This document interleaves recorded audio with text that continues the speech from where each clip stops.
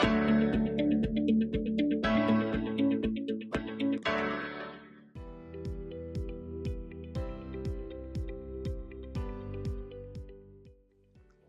को नमस्कार। हिंदी के एक नए वीडियो में आप सभी का हार्दिक स्वागत है। याद होगा आपको, हमने पिछली बार किया था गिरगिट कहानी का मूल भाव और लेखक परिचय। तो आप सभी जानते हैं कि लाल फीताशाही और चापलूसी के चलते दोषी तो करते हैं मजे, लेकिन आम आदमी जाता है पिट। ऐसा ही कुछ भाव व्यक्त करती है अंतोन की कहानी गिरगिट। तो ऐसी कहानियां क्या केवल मनोरंजन ही करती हैं या लाती ही हैं कुछ सुधार? इसका निर्णय तो हम स्वयं करेंगे जब जानेंगे पाठ का सार। तो चलिए हम शुरू करते हैं कहानी के सार के भाग 1 के साथ। मगर उससे पहले जो हमने पिछली कक्षा में जाना, एक बार उन लेखक को दोबारा याद कर लेते हैं, और वह लेखक हैं अंतोन पाव्लोविच चेखव, जो कि एक रूसी कथाकार हैं, उपन्यासकार हैं और साथ ही साथ एक नाटककार भी हैं। इन्होंने इस कहानी के माध्यम से एक बहुत बड़ी सीख देने की कोशिश की है और एक व्यंग्य भी किया है। क्यों? क्योंकि यह कहानी रूस के उस समय का वर्णन करती है जबकि रूस में जार की शासन व्यवस्था थी। अब आप सोचेंगे जार क्या? जार रूस के सबसे उच्च पदवी प्राप्त सम्राट को कहा जाता था जब तानाशाही चलती थी और शासन चापलूसों के भरोसे चला करता था। तो बच्चों याद रखिएगा, 1547 से लेकर 1917 तक का जो समय था रूस में तानाशाहों का समय था। और जिस कहानी की हम बात करने जा रहे हैं वह गिरगिट कहानी लिखी गई 1884 में। तो यानी यह कहानी इसी दौरान लिखी गई जबकि समाज में चापलूसी का बोलबाला था। और इसी वजह से यहाँ इस कहानी में भी यही दर्शाया गया कि एक पुलिस अधिकारी जो बार बार अपनी बात से पलट जाता है, वह बहुत रंग बदलता है और बड़े बड़े अधिकारियों के कुत्तों तक को भी वह सिफारिश करने के कारण वह दोषी नहीं ठहरा पाता, उनकी चापलूसी करने में लगा रहता है। कुत्ते तक को भी दोषी ठहराने के लिए उसे बार बार सोचना पड़ता है। इतने अधिक रंग बदलने के कारण यह कहानी बन गई गिरगिट। तो चलिए देखते हैं इस कहानी में कैसे शुरुआत हुई।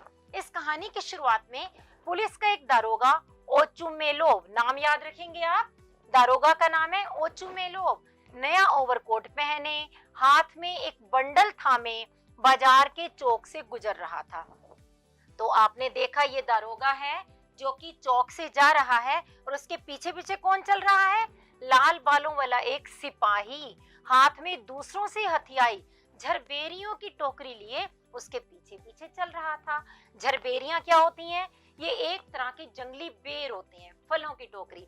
तो वह लेकर उसके पीछे चल रहा था। चारों ओर खामोशी थी। अचानक शोर सुनकर वह भीड़ की ओर चल पड़ा। यानी ये चुपचाप चले जा रहे थे, खामोशी थी। क्यों खामोशी? इसका कारण तो आप समझ ही गए होंगे, क्योंकि तानाशाही थी, लोग डरते थे, वे खुलकर अपनी बात नहीं कह पाते थे। तो चारों तरफ खामोशी थी और यह देख लिया था लोगों ने कि ये दोनों बाजार से गुजर रहे हैं, तो इसीलिए वहां पर सन्नाटा छाया हुआ था। और वहां जाकर के उन्होंने क्या देखा? यह देखा कि व्यापारी पिचुगिन की लकड़ी की टाल में से एक कुत्ता 3 टांगों से भागता हुआ चला आ रहा है। यह नाम है एक व्यापारी का जो कि लकड़ी का गोदाम चलाता है, टाल चलाता है। वहां से कुत्ता निकल करके आ रहा था, भाग रहा था। क्यों भाग रहा था? क्योंकि वो डर रहा था। और एक आदमी अपना दायां हाथ ऊपर हवा में उठाकर खड़ा था और वहां पर मौजूद लोगों को अपनी खून से लथपथ उंगली दिखा रहा था। यानी इस कुत्ते का पीछा करता हुआ जो आदमी है वह अपनी उंगली पर दिखा रहा है कि खून लगा हुआ है, खून से लथपथ है उंगली। तो ओचुमेलोव ने उस आदमी को पहचान लिया। वह खुकिन नाम का सुनार था। यानी जिस व्यक्ति को चोट लगी हुई थी, जिसके हाथ से उंगली से खून निकल रहा था, वह कौन था? खुकिन नाम का एक सुनार। उस भीड़ के बीचों बीच अपनी अगली टांगों को फैलाए हुए, नुकीले मुंह वाला और पीठ पर फैले हुए हुए पीले दाग वाला सफेद रंग का बारजोई प्रजाति का कुत्ता ऊपर से नीचे तक कांप रहा था। इस कुत्ते की बात की जा रही है जो कि कांप रहा था। क्यों कांप रहा था? डर के मारे।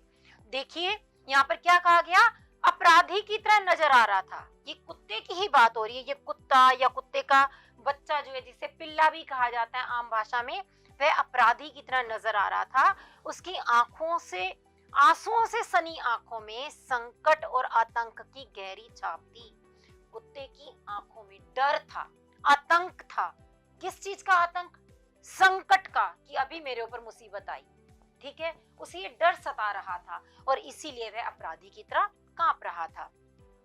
घटना के बारे में पूछने पर उस आदमी ने बताया कि वह तो चुपचाप अपने रास्ते पर चल रहा था। इतने में अचानक इस कम अक्ल कुत्ते ने बिना किसी कारण के ही उसकी उंगली में काट लिया।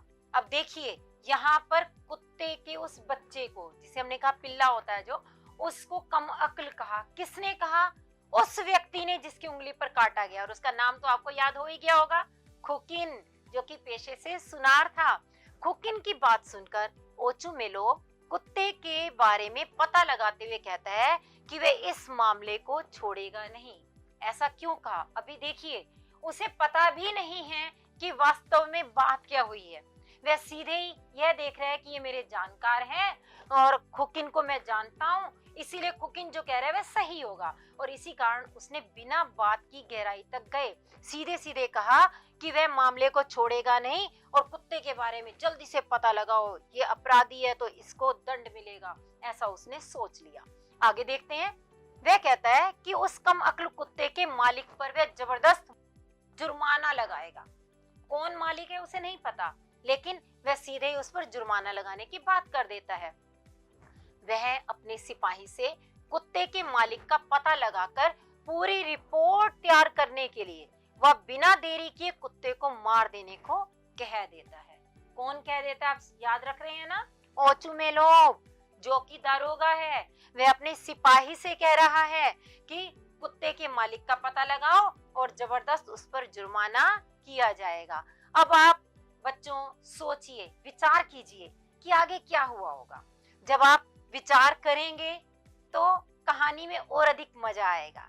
लेकिन हम कहानी को यहीं एक रोमांचक मोड़ पर ही छोड़ते हैं और आगे की कहानी हम भाग 2 में जानेंगे। तब तक के लिए आपके पास है ये अभ्यास कार्य।